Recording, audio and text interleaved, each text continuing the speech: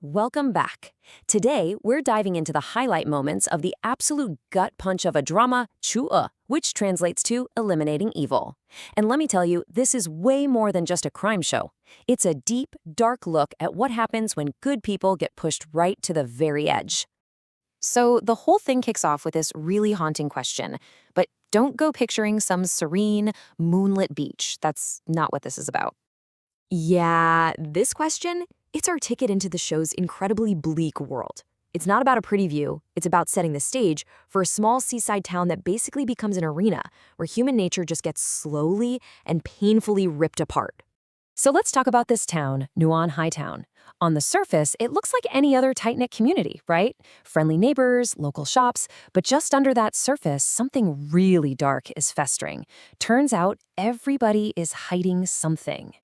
And this is what makes the show so chilling. The evil is so normal. You've got drugs being sold out of milk tea shops and in diet candy. The lines between good and bad are just completely gone. Cops and dealers go way back, best friends will turn on each other in a heartbeat. And the craziest part? People watching the show started commenting online, saying things like, "Wait, my local milk tea shop does this too." It just proves the show's point. The real monster isn't some faraway thing. It's right there, hiding in plain sight. All right, this simmering darkness brings us right to the show's tragic core. A father named Cheng Ken. And his story really forces you to ask a brutal question. How far would you, a loving parent, go to save your own child? It really all boils down to pure desperation. See, Chen Ken is just a normal guy. He makes about 3,800 yuan a month, which is not a lot. We're talking maybe 500 US dollars. But his 9-year-old daughter, Jiajia, is sick. She has uremia, and she needs a kidney transplant to live. He's completely trapped by a medical system he can't afford with no way out.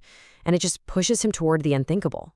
And his fall from grace doesn't happen overnight. It's a slow burn. It all starts with just one, desperate choice. Buying an illegal kidney. But that one step pulls him deeper and deeper. From there, he's hiding drugs, then he's selling them, and before he knows it, he's crossed that final, irreversible line into murder.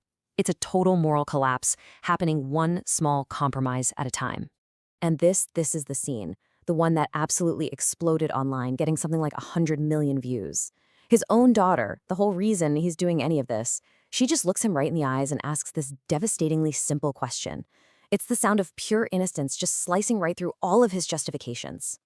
And in that moment, you just see him break. A single tear falls into the egg custard he's making for her.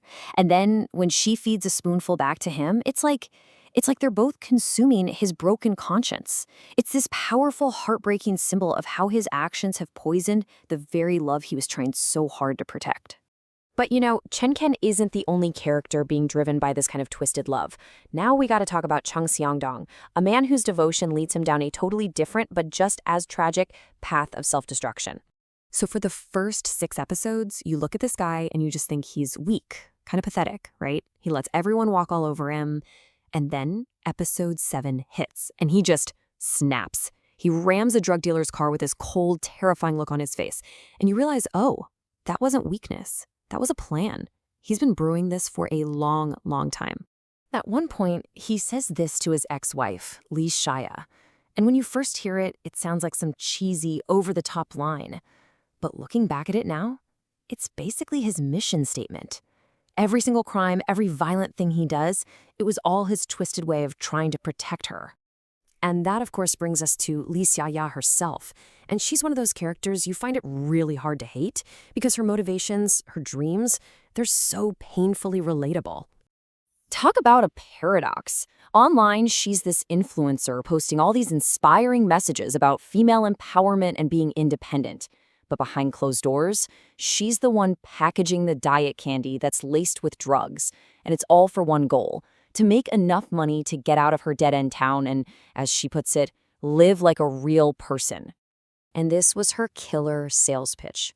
Lose 5 jin, that's about 5.5 pounds, in 3 days or your money back.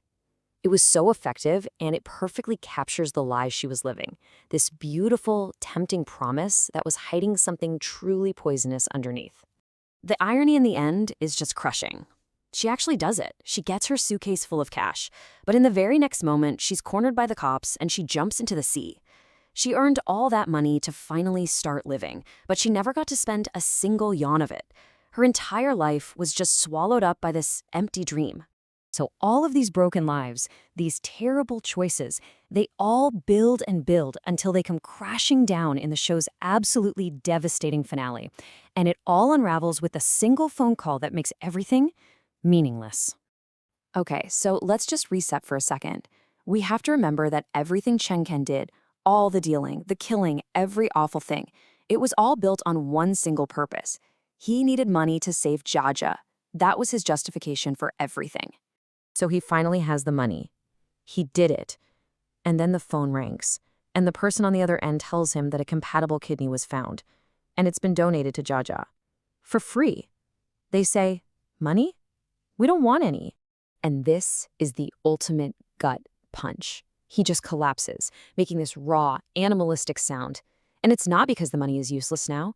No, it's because of the sudden, soul-crushing realization that every single sin he committed was for nothing. It was all completely, utterly in vain. So in the end, the show leaves us wrestling with this really unsettling question. A father's love, a man's loyalty, a young woman's dream.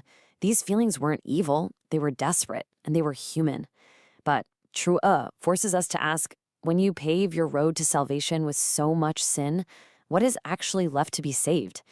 It's just a chilling reminder that maybe the line between love and total destruction is way, way thinner than any of us want to believe.